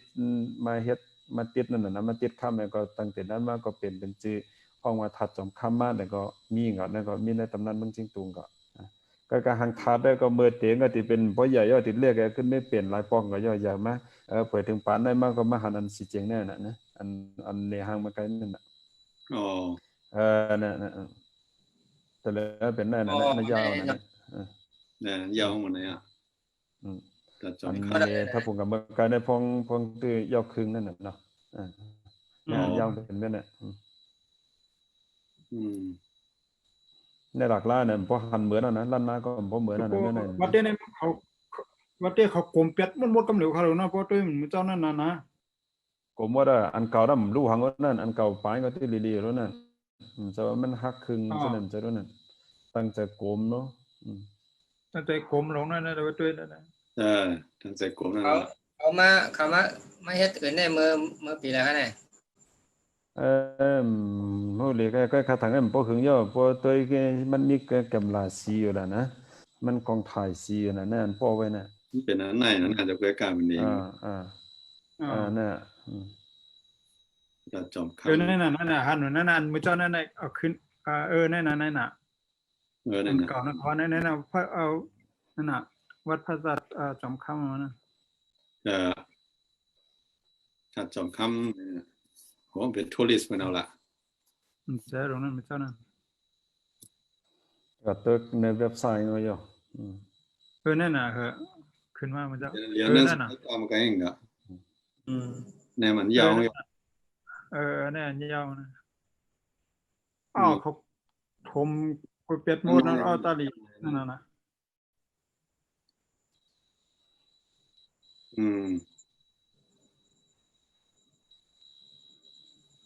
ถ้าจำคำใช่ครับเมื่ออันเท่าอู่ก็ปันใหม่นะเขาก็ใจกันเฮ็ดก่อนนั่นนะไผก็เลยสิมันเอาอันเข้าใจพระสารได้ได้มันได้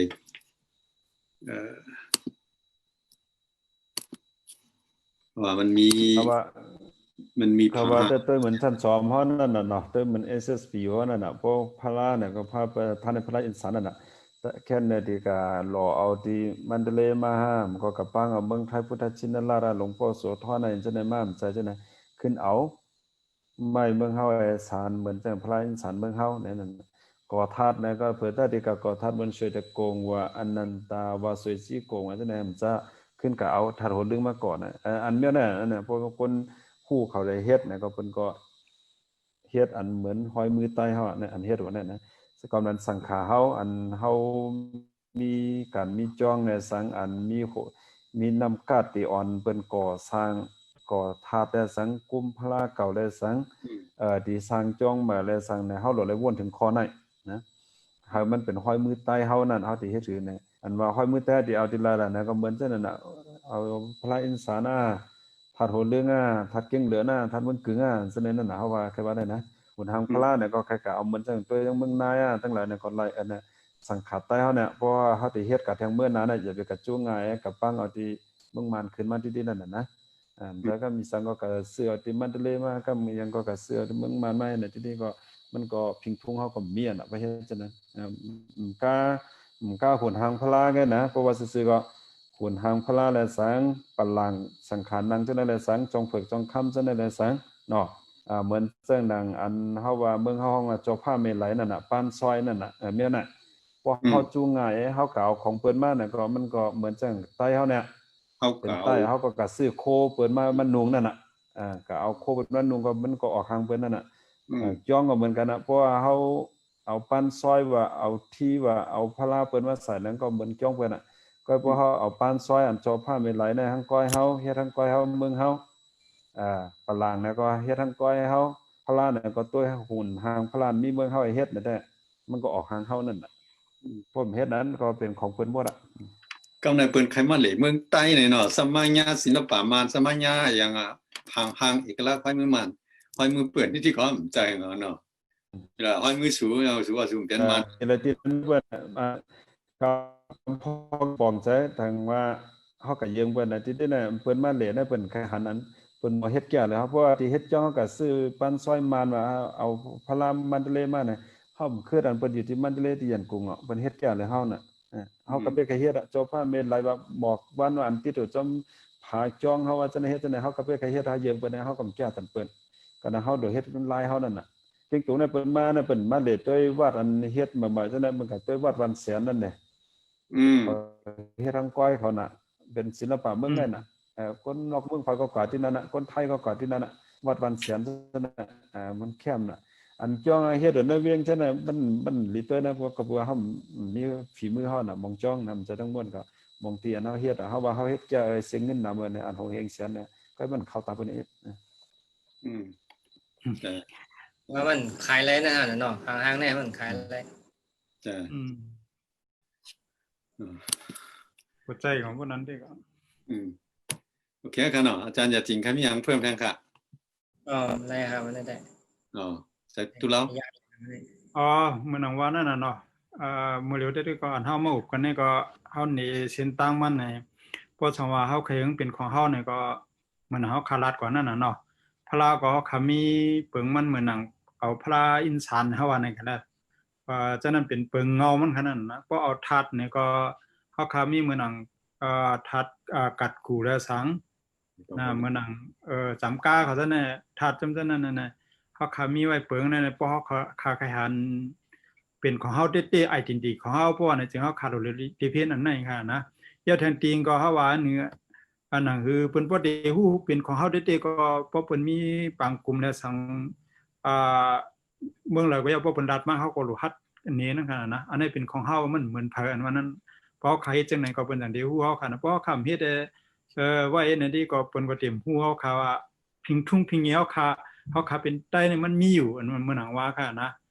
มันมีของเฮาค่ะอยู่เฮารอเผเฮากับเหมือนเผอันว่านั้นน่ะเฮาค่ะนี่อะไรดีๆนั่นค่ะนะเหมือนมื้อเดียวนี้เฮาค่ะอยู่ในเมืองมาเนี่ยเพิ่นก็ถามว่าเฮาเป็นอยู่ที่ใต้มันมดๆมีในเมืองมันมดๆนี่มันใจนั่นค่ะนะเพราะเพิ่นนั้นเฮาขาดอกคัดใจเหมือนเฮาว่านั่นน่ะมันจะคุยกับว่าเมื่อหนังจะคั่วเขาอันมีป้ายวนอันมีการเห็นในสังในมือนั้นอันดูเห็นจนจอมเขาเท่านั้นอันมีไว้ขนาดมือเดียวนะดูเห็นจนจอมบนนำนะคะลูกจิมสังขาจิมก้นเฮือนก็มีนะพอมีบางกลุ่มนั้นก็เขาขาอันนี้มันเป็นเชิร์พิงทุ่งเขาแล้วก็เป็นพิงเงี้ยวเนี่ยเขาขาดูในนี้นั่นกันพิงเก่าเขาจะไหนของพิงเก่าเขานั่นพิงคือพิงเมืองเนี่ยที่อันนั้นพอว่านั่นน่ะเมื่อนั้นเจ้าเสียนันตะวันเขาขาดตัวเสียมก็ว่าขนาดน่ะพอเหมือนมันเจ้าลัดวันนั้นอันที่ตั้งยานั่นขนาดน่ะพิงทุ่งเขาขาเนี่ยเพราะว่าเต้เนี่ยเอาลองตู้ลองการนุกสังกินนาลามาเจนั่นแหละสังเนี่ยเอาขามีปืนกว่าปืนมามันเนี่ยมันดีอยู่ค่ะกว่าเข้มเรียบนั่นขนาดน่ะเขาก็นี่ไล่อยู่ขนาดนั้นน่ะนั่นมันเป็นตั้งยามเฮาเนี่ยเฮาค่ะเป็นเจ้าพูดได้เข้าข่าวมาเฮ็ดอันนี้มันเป็นเพียงทุ่งอันใหญ่ลงเลยลำลองตาเฮาเต้ๆนั่นค่ะนั่นน่ะโอเคจงกันเนาะโอเค2เมียงแทนทุกว่าการใช้นั่นเนาะเขาว่าศาสนาในศาสนาพุทธะนั้นเป็นศาสนากลางๆเนาะมันกับแถวเมืองหลายนะก็เอาจอมพิงทุ่งเมืองนั้นมันก็เมืองเขตนะก็เอาจอมคอนฟิวเชียสกับแถวจังญี่ปุ่นนะก็จอมชินโตเนี่ยมันยามรัดนั่นนะกับแถวดังทิเบตนะก็เอาจอมพิงทุ่งปอนอะไรนับถือเสพีเขาจะเนี่ยกับพุทธภาษาในลักษณะมันก็อยู่ติดแล้วมันก็ขึ้นโคมกันจังพิงทุ่งตีนั้นอันเป็นมีไว้ก็ออกมาเป็นผังหางผังมันก็นั้นใต้เฮาเนี่ยก็เฮาเลยเป็นก้นคือลิ้นนับยำพุทธศาสนาพุทธศาสนาเข้ามาถึงใต้เฮาเนี่ยก็เฮาก็หลดไหลเอาพุทธศาสนามาล้ออันพิงทุ่งใต้เฮาอันมีไว้ในทางมันออกทางพังพุทธศาสนาใต้นั่นนะหาว่าพุทธศาสนาใต้จื่อนั่นน่ะตั้งแต่พิงทุ่งอันพุทธศาสนาพิธีนั่นแหละสังไล่ก่อสร้างวัดว่าแลสังไล่ก่อสร้างถาดทำจังได๋ล่ะสังไล่ซ่อนพระไล่สารพระไล่หล่อพระไล่ก่อพระจังได๋ล่ะสัง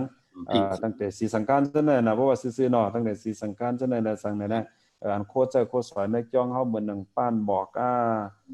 เพิ่นเขาว่าปนหลังจองเผือกจองค่ำน่ะพาเฮาเป็นของตัวเก่าเฮาอย่าไปหาอะไรก็ซื้อเปิ้น อีสังก็ย่าเมืองการค้าตอนเหลือนะพวกเฮาซื้อเป็นห้องนะ deficit ว่ะขาดดุลการค้าว่ะนะเฮาก็ซื้อเปิ้นที่ได้เฮาขาดดุลที่เดียเฮาเอาเงินเฮากับปันเปิ้นที่นั่นน่ะนะเพราะนั้นเฮาหลดไหลเฮ็ดทางก้อยเฮาหลดไหลหมอทางก้อยเฮาเฮ็ดทางบ่เป็นทางผังเฮานั่นน่ะนะตอนนั้นพวกก้นเฮาก็ไว้พลาเมืองมันก็ใหญ่บ่ซื้อมานำนานั่นน่ะให้เฮ็ดเมืองเฮาพองนั่นน่ะนะใช่อย่ากับปังว่าน่ะอย่าใกล้ๆกับปังว่าน่ะเฮานำหนาวน่ะก็บ่กระส่งมือกันพองนั่น พยายามปังนั่นอยู่เราป้างมานำนะเจ๊ในเปิดเอามือขึ้นพองอ่ะตะเลินไม่ก็เป็นก่อนนะเอามาพิงเงพิงทุ่งพิงคือพิงสังเอาซะหน่อยเปิดเอามายาเฮาก็เอามายาเฮาก็เฮาก็เป็นสร้างเป็นกับการไม่ได้เนาะเหมือนมหามุนีนั่นน่ะตั้งแต่พุทธพิยานั่นน่ะเนาะมันก็ตึกระคายเมื่อเฮงเจ็ดปาก80ปีย่อไหลพระมหามุนีเนี่ยเทียบเป็น10ปอดเอามานะมันต่างๆมันมียถามันมีกามเนี่ยเลยเทียบเป็น10ปอดเอามากับอันที่มันทะเลนะเผื่อมาพิยาเนี่ยก็เจ้าผ้าเขาว่าวันละก็คุณคำมันสังก็ฮู้นะเมืองแล้วก็ให้กันหล่อพระมาน่ะเก่งตุงก็จูเงินจูค้ำกันเนี่ยก็กันหล่อมาตัวเตเป้นามันน่ะนะบางทีก็เนาะเป้ปอดโหมันน่ะนะเฮ็ดหังเหมือนหมามื้อนี้นะเพราะมาสติตัวในรายคาก็มีเมืองสู่ก็มีเก่งตุงก็มีนางเสนวีก็มีหมดนะอันเฮ็ดหังพระมหามื้อนี้ได้ไว้เนี่ยนะสิปอก็มีว่าหมดนะอาจจะนั้นเป็นนะเพราะว่าพลามันจะเล่นไหลมาเนี่ยมันเป็นอันมาคนคำมานะกับเป็นราคาให้เขาเอากุ้งเอามันยกตัวเขานะว่ายกตัวเขาเมืองอันเขาอู้ปูนะเมืองอันอยู่ใต้เขานะเขาก็ใจเฮ็ดพลาจะหนึ่งกับเสียงนั่นน่ะมันเป็นจังไหนมาก็นั้นมีกับกุฏิอ่ะในเมืองใต้กุฏิกำนันอันเจ้าผ้าใหญ่ๆว่าเนี่ยมีเฮียงเงินเนี่ยเฮ็ดเนี่ยใครมีกุฏิอ่ะแล้วก็กำน้ำกับซ่อนติมันจะเล่นเสียงเอาเงินเอาคำเอามีจอบมือมีสายคล้องจังก็ตอดใส่เสียงก็ซ้อนออกมาเป็นนั่นน่ะนะแต่อีสังเนี่ยนะมันมีอิทธิพลการเมืองมาจอมตัดเสียนะเพราะเขามีปีใหญ่มีหมักตาคู่ไอ้หมอตัวเนี่ยนะมันจะมีอันโยโย่มาคุเมียวมันจะมีการเมืองมาจอมตัดเสียใช่ครับเนี่ยก็เขาพอเขาสมวนป้าเมียนเนี่ยก็เขาก็ตกลอกมันเสียงกาเขาก็สมของว่ารู้เท่าไม่ถึงการเนี่ยก็ไทยผู้มันพูดตั้นคึดมันนั่นขนาดเนาะพูดตั้นคึดต้องไล่เนี่ยก็ต่างขึ้นมาอย่ามาพิงอย่าพิงทุ่งพิงเป็นพิงเมืองตัวเขาก็สั่งเป็นไรกันเนาะก็นั่นแหละ10ในกว่าในหนึ่งคือพอเตเป็นเพราะว่าให้อย่าเป็นสิ่งนั้นแท่งแน่ๆเขาอ่อนกันเตียเพี้ยนนั่นกันเนาะของเขาพิงเขาโคของเขาอันมีเขาเกินเอามาใจเอามาปกป้องเอามาขึ้นให้มันเติบโตขึ้นใหญ่ขึ้นนั่นกันเนาะครับเมื่อในแต่เขาขาอุปกันเกี่ยวลองพลาค่ะเนาะเดี๋ยวในเมืองสีโหสกุลตุลาเขาก็ไหลสืบไหลเขาลานมาเดี๋ยวก็ในเมืองไทยสกุลมหายาสิงห์เขาเนาะปาดังพระไตรเจ้าพระไตรในพระดังในเมืองมานค่ะเนาะก็เจ้าคุยอากาศสินาก็ใน10ลาได้เหนือนั้นก็อะไรเอาอะไรอุปกันค่ะเนาะลองเกี่ยวลองผางห้างเปิงเป็นเอกลักษณ์เท่านั้นค่ะเนาะให้พอเป็นดีเฮาพังสติเอาหมายต้องเฮาก่อนนั้นค่ะเนาะเฮ็ดต่างๆเมื่อนั้นอะไรเมื่อในแต่เฮาขาสีตนสีป้าใจเขายามมาก็จงมองไปจงมองไปนั่นแหละเฮาขาแต่ย้อนแต่ย้อนหรือเศร้ากว่ามอกันได้กันค่ะมาได้ยินจงเข้าใจอย่านำทั้งเจ้าเขา3 ตน 3 ป้าค่ะเนาะผมพาทั้งผู้ถ่อมเพื่อเขากลัวกูก้นอันใดอันพังถ่อมในสั่งว่าอันไหนมีปุ่นมีพรยิ้วในก็เอาสืบใครลัดในกันกว่าให้บ่เป็นพรดีตัดพี่น้องเฮาตัดก้นเฮาตัดเสือคือเฮานั่นก็เสียมกล้าให้บ่เป็นที่อ้างอิงเป็นที่ไม้พื้นตาก้นตั้งหลายตั้งหลังนึงค่ะเอาค่ะไม่สมกัดเย็นค่ะกูสกุลกูป้ากูก็กูก้นค่ะเนาะไม่สมค่ะ